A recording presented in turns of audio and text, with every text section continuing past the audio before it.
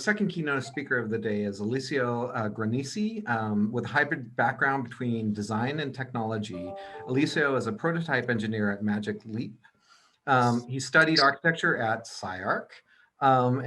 Interested in AR and VR, meeting human interaction in the context of an augmented reality cloud.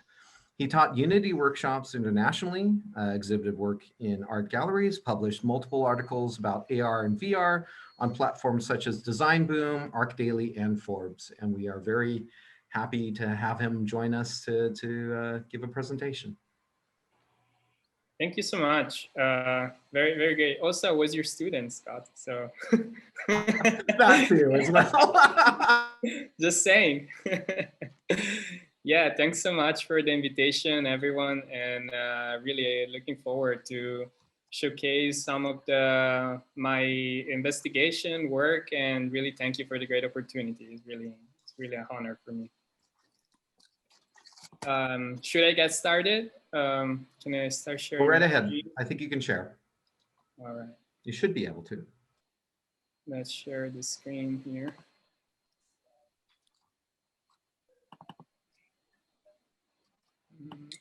Looking good. Can you guys see it? Not quite full screen, but it's up. Let me see if I can present. Can you see full screen right now? Oh, did I tell you that Alessio is presenting on XR and social justice? Can you guys hear? Yes, that's looking good now. And all right, great. So I'm gonna start. First of all, the brief of this talk is about social justice. I would like to approach it in a very particular way, kind of starting from very far. And then I want to also leave a lot of room for students to have a conversation with me. I would love if there are questions. I would love if there is any concern or interested in augmented reality. I would be very, very glad to answer to that. I would like to start from a question it's a question that I hear from everyone that let's say friends or relatives and anyone that knows the work that I'm doing, but maybe for some reasons is not directly familiar with augmented reality. And I heard this question a lot also in architecture school, because having a design background, I'm really being discovering augmented reality in a design scenario. So a lot of people were skeptical. A lot of people were actually super excited about it. There is a very controversial approach to it. And I thought it was interesting to bring it up also because I'm talking to students. So I really see myself in every one of the students that are just taking a look at the presentation. So often I heard that augmented reality is not tangible, so you cannot prove it, it's not really helpful. You can live without it, or it's just a face filter, just virtual, it looks bad. My render looks better.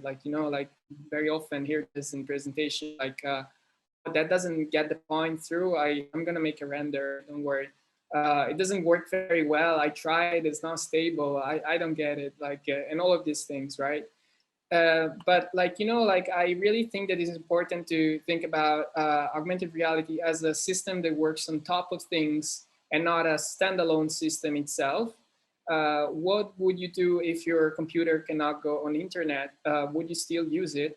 How many times during the day do you think you would use your computer if you cannot use internet? So I think it should be lived as a system and understood as something on top of other things, and having start to understand the technology from a very wide point of view. And I always like to bring this example to everyone. Tells me that the relevance of augmented reality is quite misunderstood. Can you prove from this distance, where are these people here in the crowd, that part of the building is actually a real part of the building? Is that tangible? Can you prove from this distance that part of the building is something real? Of course, this is an extreme example, But like what I want to just pass with these images is the fact that like sometimes you really don't need to prove that sometimes it's tangible to have an impact of these things in your life. We see it every day with socials and a lot of other technologies that we not necessarily need to touch them to make them feel that they are helping us or something like that. So I think that augmented reality is like a great opportunity for merging those two parts of physical and digital. So definitely the physical part of our life is losing value and value every day. We saw it during quarantine, we saw it during COVID. We saw that we are capable of doing everything from our houses, from our homes. But still, augmented reality is an opportunity for us. So over-analyzing this point and stressing it out a little, what actually makes any virtual product something that is relevant enough to be unavoidable? And then from the unavoidable side of the product, you can start to think about that is going to become helpful. I bring up the example of Facebook. Everyone, when I talk about Facebook and social media, they tend to say, "Oh, Facebook is bad. Social medias are bad. Like they just mess up with your brain and all of these things." But still, every one of those people is on Facebook, so it's really much of a contradiction. And we need to understand that we need these tools because people are becoming a lot, and we need to handle our relations, and we need to handle all of this data that we have in our lives right now. Like it's incredible how many things we are handling as an individual. So we really need to also transpose these thoughts into an architectural design and understanding that the horizons are expanding quite a lot, and we need to really keep up with all of those things. So I would approach the problem pragmatically from two different points of view. The first one is more of a literal approach. And so really showing some augmented reality experience that can hype you up and can let you understand what's the potential of the media. And the other one is more of an invisible point of view that makes really understand what is the environment that supports augmented reality, and not necessarily just the augmented reality themselves. What I like to always say when I talk about augmented reality is like, you could make an augmented reality experience without using augmented reality until the very last days that you are making those augmented reality experiences. Is really about the environment that you're creating, and eventually you choose the output to be augmented reality, and then you create the impact to actually the product that you made through your design, through your thoughts, and through all of these things that you include in your experience. So here is like a video from my thesis at SciArc. There might be the volume, so let me turn it off because I don't want to just talk on top of it. Internet is delaying. All right. So this video is a video from SciArc, and I was doing my thesis with my collaborator Runze, and we were very excited about augmented reality. We thought that was the next thing, and we both ended up working for augmented reality companies, and we were super excited at the moment. But we also understood that the technology itself really need to be on top of something else. So we choose, for example, here a lot of different sites in the city of LA, and try to build a communication system between sites that are in this case are parking lots. So you could like see your friends or see your different cities from one parking lot to the other one. We really enjoy this kind of visually, from a visual point of view. We start making CGI experiences, we start making demos, we collect so much data. We have also an Instagram account with more of 150 sites that we visited, and we build like custom our experiences with our foundation Vuforia on top of it. And it was just a very exciting time for us to understand better the technology and to understand the potential, and maintaining this great relationship that we have visually, because in the end, when you are in architecture school, what works is always the final visual that you are delivering, which is totally something still appealing for tech as well, because in the end, it's very important how this thing works. And that's why a lot of tech companies has product design teams and all of these things, right? So without getting too much in the detail, I have some problems here. Without getting too much in detail, that is just what I wanted to show in terms of hyping you up in terms of augmented reality. But then, like, let's go back on the social justice topic that we are analyzing now. How augmented reality can be used for a social justice purpose, for example. And here I'm bringing up the example of Jessie Escobedo, that is actually an ex-USC student. So I'm very glad that I'm bringing some work of her here.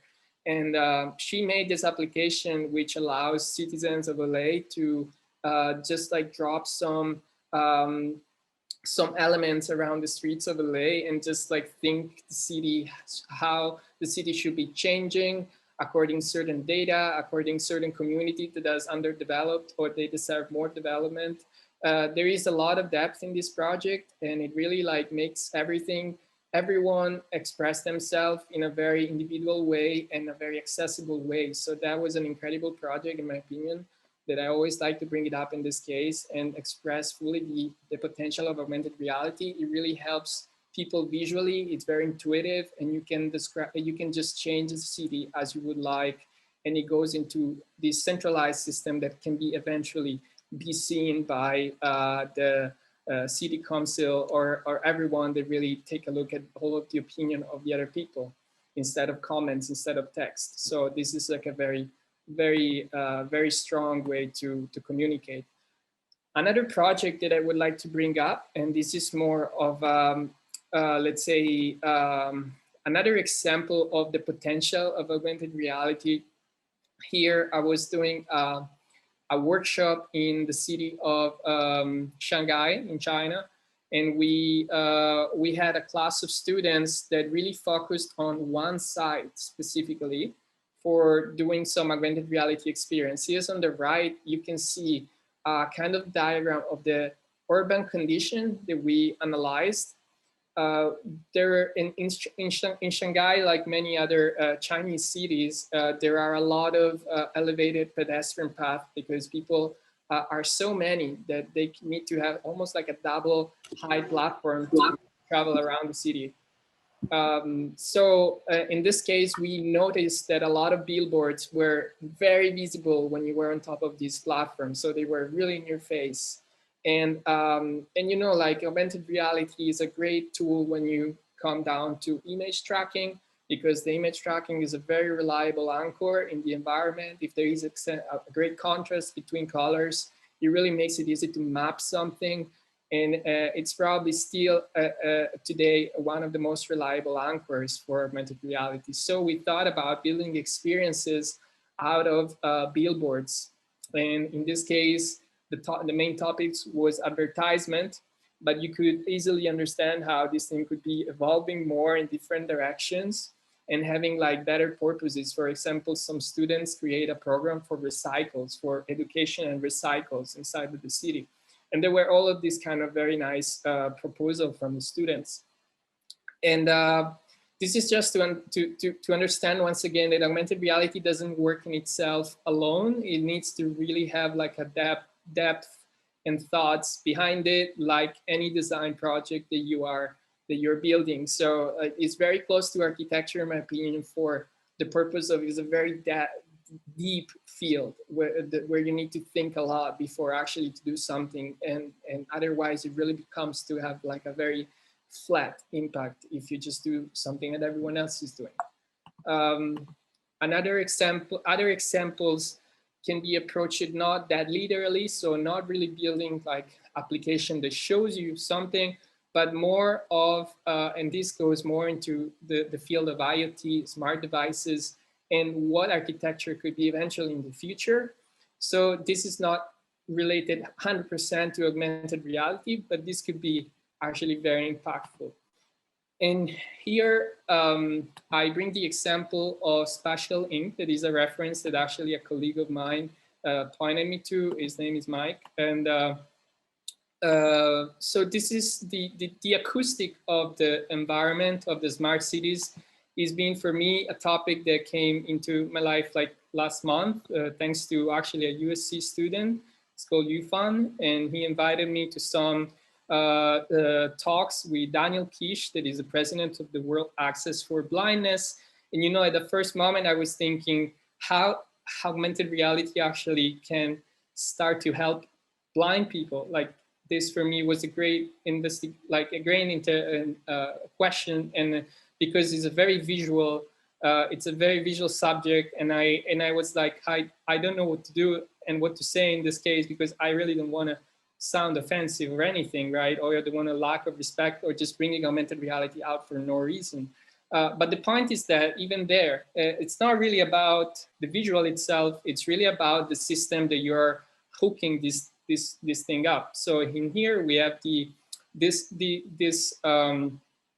company is well known for doing audio experience at an urban scale. So allows you to have like very strong spatialized audio in the environment. So if you have like some visual that are adapting to all of those audio system, and everyone is kind of having the same platform with himself, like the main point that I want to make is like it could allow you to help these people. As a not blind person, you could help actually blind person to understand where are they going, what they want to do, like how they move in the environment. You can track some motions and all of these things that is very possible with augmented reality and GPS.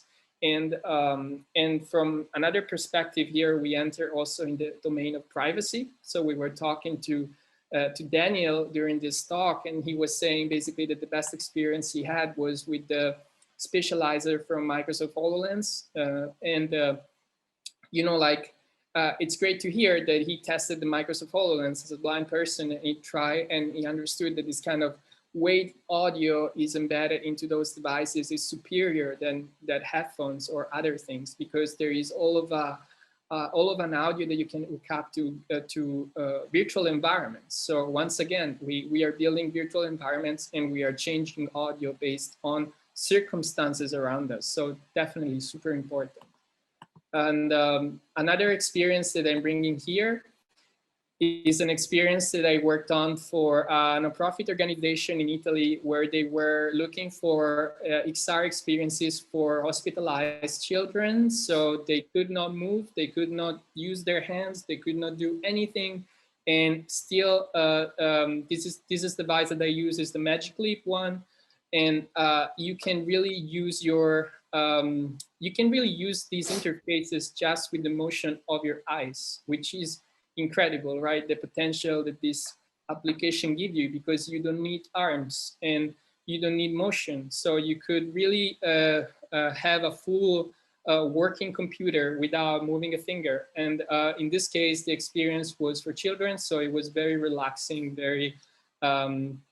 very focused on something that was easy to look at and was moving based on your head position. So it was really like crafted for your smaller motion. But something important that this prototype was actually doing was that it was possibly capturing information based on what you were watching, right? Like, so if you're watching certain elements, if you're watching certain colors, you can extract how much of that color you were looking at, and make more and more like investigation for doctors that are treating these patients for stimulating them eventually as well, or understanding what kind of experience could be actually more relevant than others. So it's been a very interesting project for me, even if it's looking as a fairy tale cartoon. It was actually behind a very core foundation of the eye tracking technology.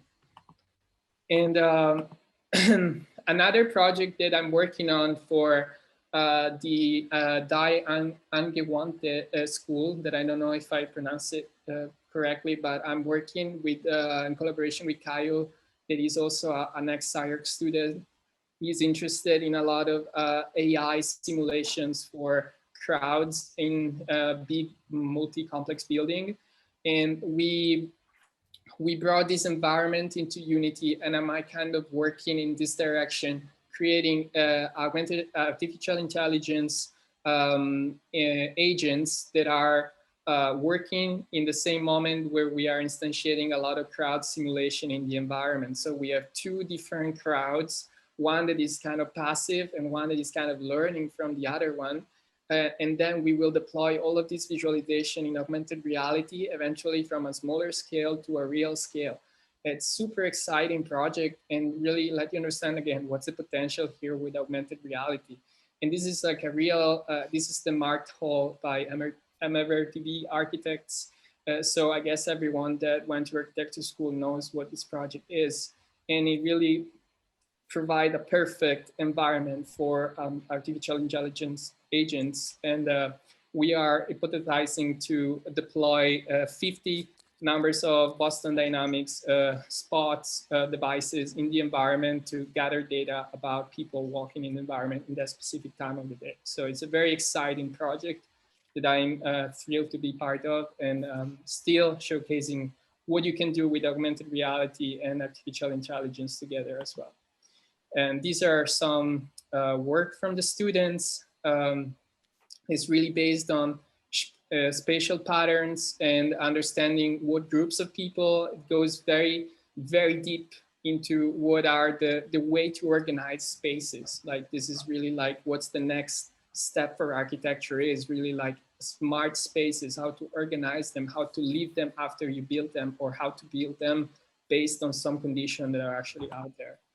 And I just want to bring some conclusions and then leave some room for questions or anything that you think would be relevant here. I just want to say from a designer point of view, think to build space as a proxy environment. That means as you build a model that is a reduced scale of an environment, try also to interactively test that environment.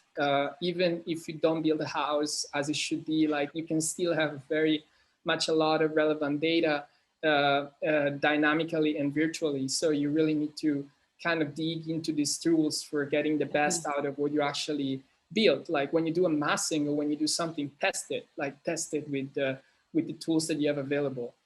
And another thing that I wanted to say is like the higher your impact, and the higher is the level of change that you can bring inside of your field, right?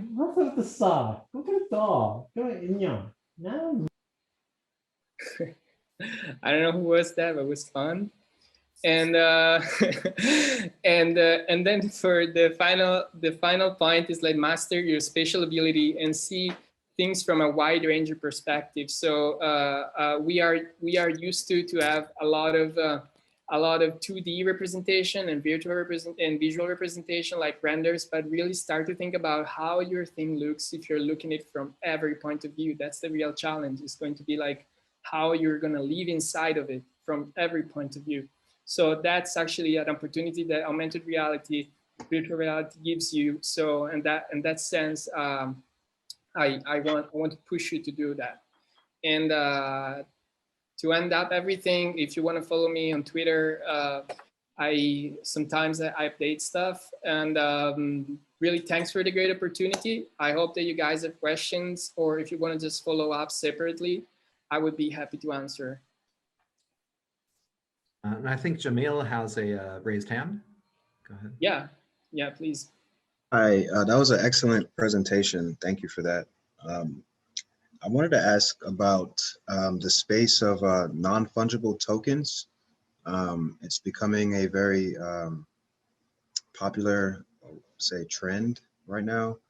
I know recently many architectural websites and publications have been speaking on it because artists have created digital architecture and sold it for hundreds of thousands, if not millions.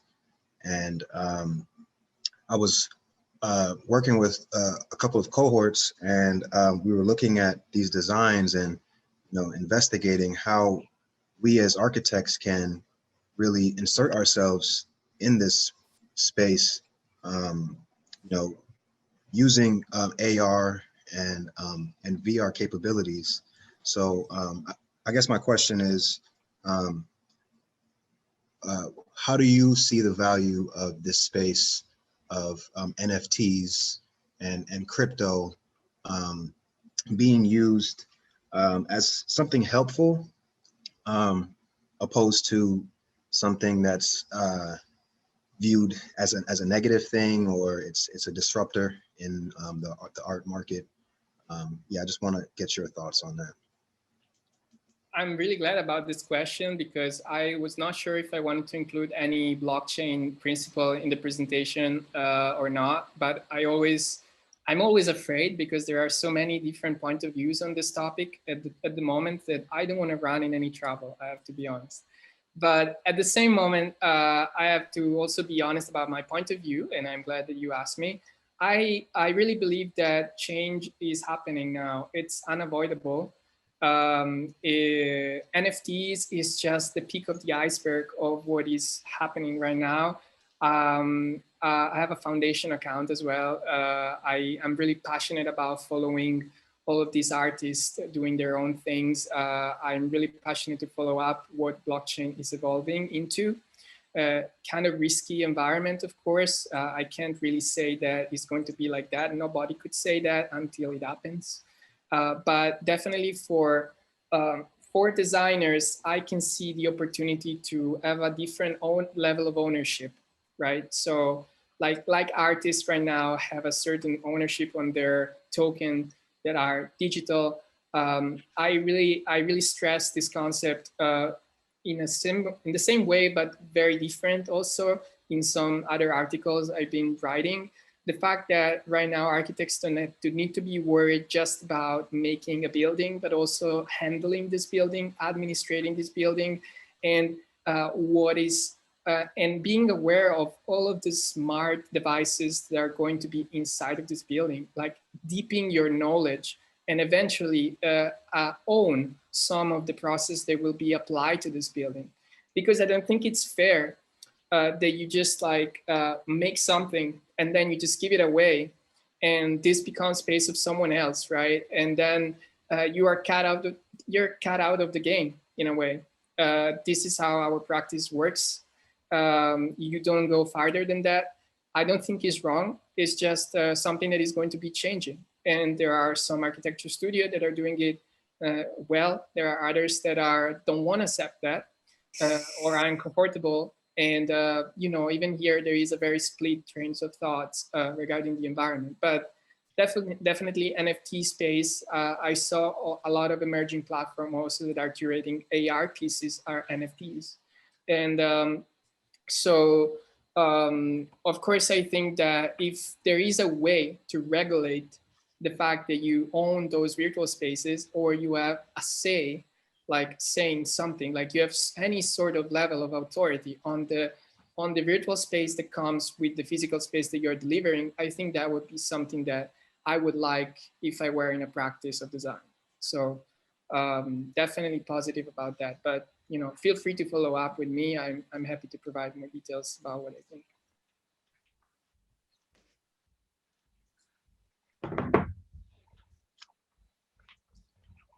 I saw some hands before. I'm not sure it went up and down. But feel free to. I'm very happy to answer to anyone.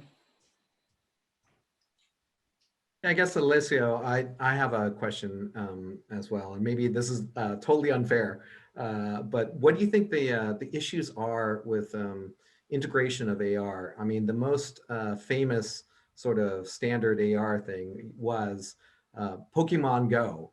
As it is it infrastructure? Is it the fact that HoloLenses are totally expensive and a little clunky and hard to use, or what are the factors of why this hasn't taken off per se?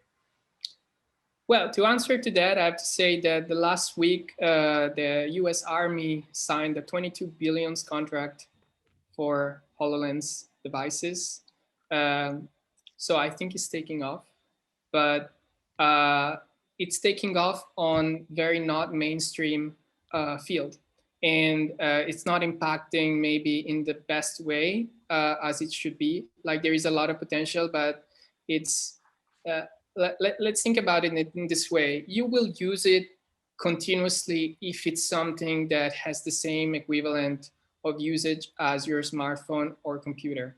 At this point in time, using a smartphone, sorry, or a computer is much more pleasant. Like, no way, like there is no other way to put it differently, right? But for very specific cases right now, augmented reality is targeting a lot of enterprise market, and there are emerging a lot of use cases. For example, warehouse labeling system, for example, healthcare, where you need your hands free meanwhile you're working, so you don't want to check computer continuously every time. So it's kind of going slowly toward that direction. What Pokemon Go did, in my opinion, is also like starting to interface this technology with locations, and was my very first excitement of augmented reality. They are getting always more detailed, especially with some, and I want to just mention the example of Apple or Facebook, which they are really pushing the fact that augmented reality can recognize spaces in a very instantaneous way, thanks to LiDAR technologies and the matching of images around you with artificial intelligence. And even there is a lot of discussion in terms of privacy, because you are actually who is giving to these companies the strength to do it through your images, through your photos, through what you see. And so they are kind of trying to get always the most data out of you, but without that, it's not working that great. So it still requires so much time to get where we are expecting to get. Like that's a reality, of course. And I wouldn't expect everyone now to use smart glasses any sooner. I have my hand raised. Can you see it? Oh yeah, I see it now. Sorry. Alessio, thank you so much. I did a talk that kind of referenced some of the problems with being too much in the simulacra and not connecting back, and you mentioned the problem, so I'm grateful for that. But I also, what you presented is incredibly seductive, incredibly fascinating, definitely something we need to be looking into.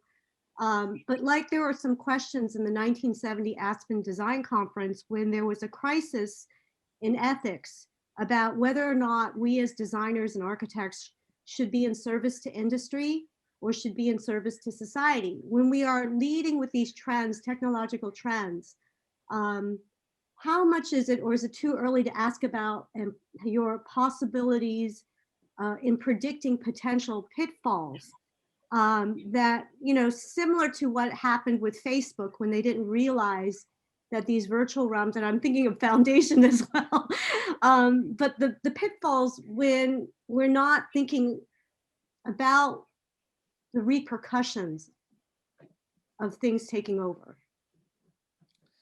Okay, so yeah, first of all, I saw your documentary about the World Expo. Oh, you did? I was there. I think, and congratulations on that and all your research. I'm glad to talk to you directly. It's great. And I think that, well, you know, like I have very close friends that are in design, and they are very, every time that I bring up stuff about augmented reality, virtual reality, they really, they basically indirectly are saying, you're the ruin of our profession. Like you're the ruin of what is happening now, because you're going places. You're not actually bringing up what we did until now. You're just like converting, kind of something like that. But you discovered that in the industry of tech right now, there are so many product designer, engineers that comes from an architecture background. Why is that? Because they have, because architects have a very good experience with 3D modeling software, we all know it, but also we have a very good understanding of space. And right now, interfaces are getting spatial. So who's best in defining where should be what, right? Something like that. Us, yeah. Perfect. But, well, Alessio, I think we need to start wrapping up is the thing. I think we're behind schedule, and my apologies for No worries. I can follow up. Just to finish up, basically, what I want to say is that I really think that if you want to make a change as a designer or anything, you just need to get the wider spectrum of things that you can change, and then like channel your energy toward a certain direction. And I think that in my career, I'm approaching it this way. There are many other ways to do it. I just think I want to be there and I want to be listened. So that's why I am trying to go toward understanding of design that is very technical for kind of building some infrastructure behind what I want to build in the future. But definitely for me, like, you know, like I hope it answered to your questions, but I don't think that there is someone institutional or not institutional. There is just your influence in the environment. Yeah.